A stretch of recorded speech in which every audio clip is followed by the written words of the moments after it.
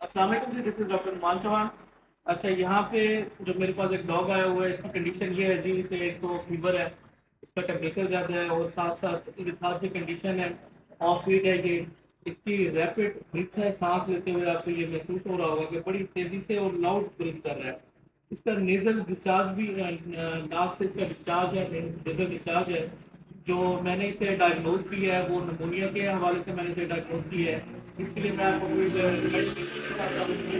कि हम यहाँ पे कीटो चेक का मैं इस्तेमाल कर रहा हूँ और लॉजी कैन का इस्तेमाल कर रहा हूँ इसके टेम्परेचर के लिए।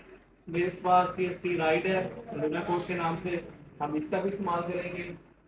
एंटीबायोटिक में डॉक्सीसाइक्लिन के नाम से हम यूज़ कर रहे हैं।